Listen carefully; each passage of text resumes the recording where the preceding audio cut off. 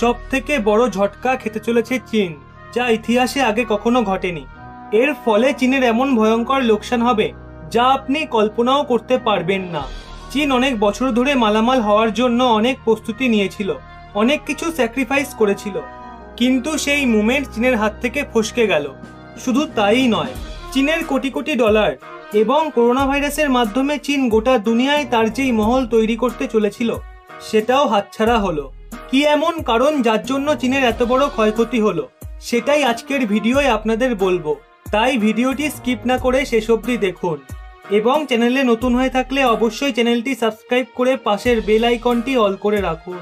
চীন এবং ইউরোপ, অর্থাৎ গোটা ইউরোপিয়ান ইউনিয়ন, যেখানে ইউরোপের অধিকতর দেশ এবং চীনের মধ্যে বহু বছর ধরে একটা বৃহৎ ট্রেড এগ্রিমেন্ট নিয়ে আলোচনা চলছিল।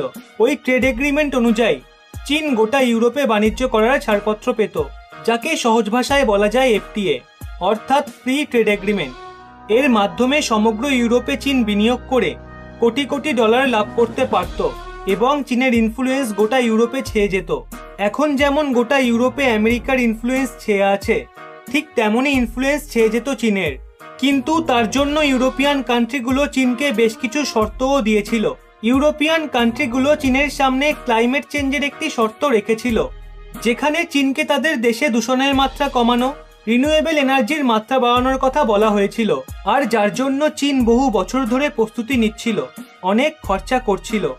আপনারা হয়তো দেখে থাকবেন, চীন গত 1-1.5 বছরে দূষণের মাত্রা অনেকটাই কন্ট্রোলে এনেছিল, আর ওই এগ্রিমেন্ট এই মাসেই সামিট হওয়ার কথা ছিল।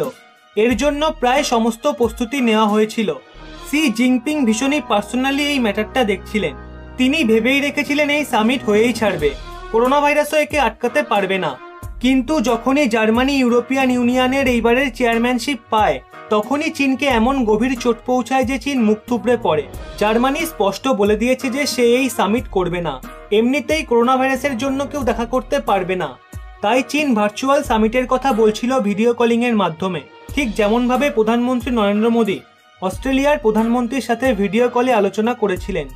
কিন্তু জার্মানি সোজা মুখের ওপর না করে দেয়। জার্মানির একটি সংবাদ মাধ্যম ডাইচি ওয়েলের রিপোর্টে প্রকাশ পেয়েছে, জার্মানি বাহানা দিয়ে চীনকে বলেছে এখন কোভিড-19 সাথে সবাইকে লড়তে হচ্ছে, পরে এটা নিয়ে ভেবে দেখা যাবে।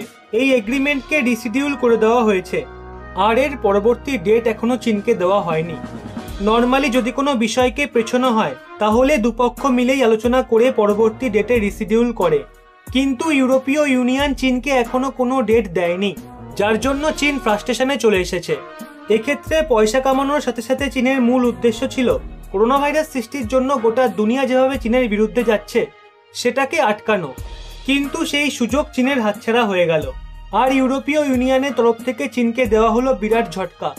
ইউরোপীয় ইউনিয়নের দেশগুলো দুটি জিনিসের ওপর বেশি লক্ষ্য রাখে, ক্লাইমেট এবং ডেমোক্রেসি। চীন হংকংয়ে নিজের প্রভাব দেখিয়ে যেভাবে সিকিউরিটি লয়ের পরিবর্তন এনেছে, তাতে ইউরোপীয় ইউনিয়ন মোটেও খুশি হয়নি। চীন এর বিরুদ্ধে রিটেলিয়েট করবেই, আর সেই সমস্ত আপডেট আপনাদের সামনে আমরা নিয়ে আসব। ভিডিওটি ভালো লাগলে অবশ্যই লাইক করে শেয়ার করে দেবেন এবং আপনার মতামত কমেন্ট বক্সে জানাতে ভুলবেন না। আর এরকমই নিত্য নতুন তথ্য পেতে রহস্য বাংলা চ্যানেলটি সাবস্ক্রাইব করে পাশের বেল আইকনটি অল করে রাখুন।